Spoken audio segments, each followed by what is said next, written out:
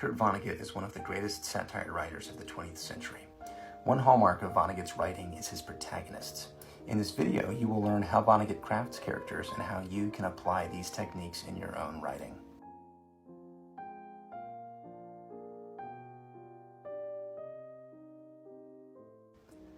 Let's start with Elliot Rosewater, the protagonist of Vonnegut's 1965 novel, God Bless You, Mr. Rosewater.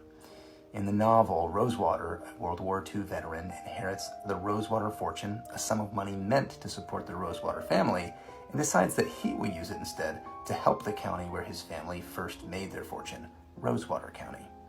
Meanwhile, his father and other members of the Rosewater Fund board are trying to prove that Elliot is insane so that they can reclaim the fortune for themselves, disallowing Elliot to squander it on the lower-class inhabitants of Rosewater County. Elliot's character is plagued by memories of morally questionable choices he made in the war, and in an attempt to feel some connection to humanity, he tries to help everyday people despite his being somewhat incapable and having no plans besides giving people money and trying to be their friend. Elliot is a victim of two circumstances: a war he didn't start and a fortune he didn't create. Next, let's look at Howard Campbell Jr. from Vonnegut's 1961 novel Mother Night.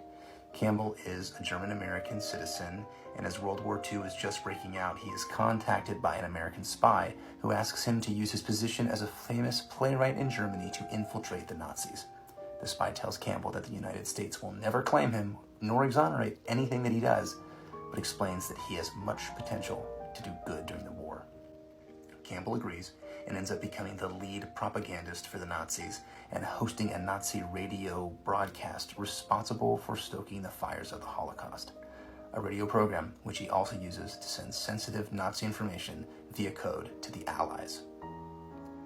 Both Rosewater and Campbell find themselves the center of conflicts that result because of seemingly good things that were proposed or given to them by other characters. Each character explores how hard it is to really do good even when you are trying to. The difficulties come more from the external people in power than from the character's inability or lack of desire to do good. In many ways, these characters represent Vonnegut's famous which way is up plot archetype, which I'll explore in my next Vonnegut episode.